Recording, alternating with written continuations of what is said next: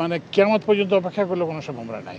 আমার পক্ষে যদি সম্ভব হতো তাহলে আমি ঢাকাতেও আবাসিক গ্যাস বন্ধ করে দিই।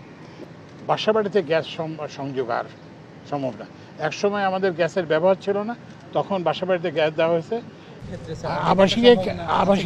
আবাসিকের ক্ষেত্রে মানে কিয়ামত পর্যন্ত অপেক্ষা করলে কোনো সম্ভাবনা নাই।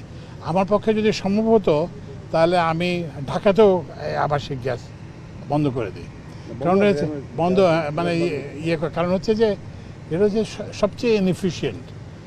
কারণ শিল্প কারখানা যেখানে গ্যাস পাচ্ছে না, বিদ্যুৎ উৎপাদনের জন্য যেখানে গ্যাসের ঘাটতি, সেখানে বাসাবাড়িতে তো এটা একটা অপচয়। এটার যে ব্যয়, মানে এই গ্যাস যে সরবরাহের ব্যয় আর এই গ্যাস থেকে যে টাকা পাওয়া যায়, এটার মধ্যে বিস্তর ফারাক।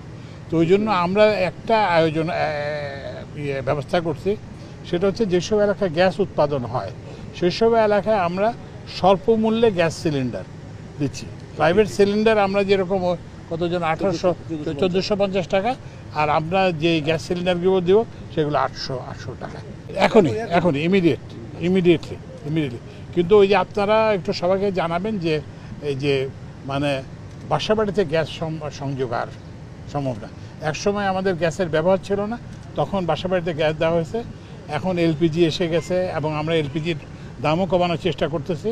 তো এখন সামনে থেকে কিন্তু যে এলপিজি ব্যবহার, মানে বাসাবাড়িতে এলপিজি, শিল্প কারখানায় হচ্ছে আমরা ওই যে গ্যাস ব্যবহার।